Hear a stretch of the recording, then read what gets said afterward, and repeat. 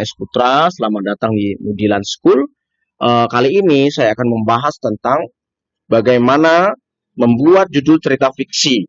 Ada sekitar 7-8 cara kita membuat judul untuk cerita fiksi, khususnya novel dan bisa juga cerpen.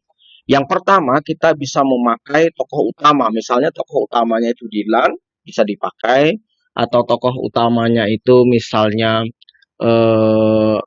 K, bisa juga dipakai. Yang kedua, bisa menggunakan nama alias tokoh utama. Misalnya panggil aku Miss Jutek, panggil aku Mr. F. Itu bisa.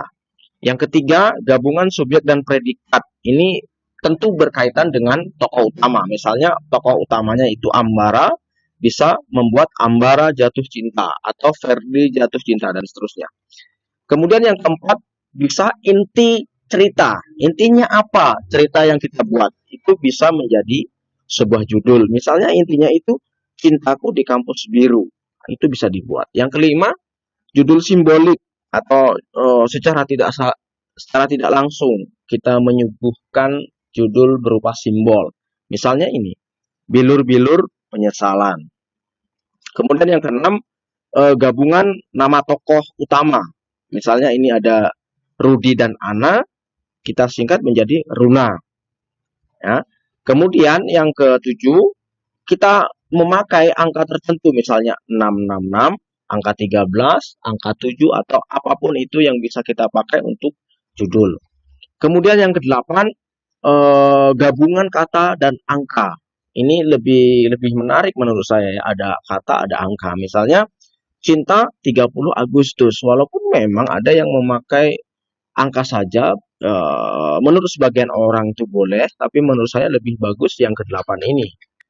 Angka dan kata. Cinta 30 Agustus, misalnya Cinta di kamar 13 dan seterusnya. Jadi kira-kira itu ya, cara membuat judul. Yang pertama tadi, bisa memakai nama tokoh utama, nama alias tokoh utama, gabungan subjek dan predikat berkaitan dengan tokoh utama, inti sari cerita juga boleh, judul simbolik bisa, gabungan tokoh utama, misalnya ada laki dan perempuan, cewek cowok bisa, kemudian memakai angka tertentu atau angka dan kata gabungannya.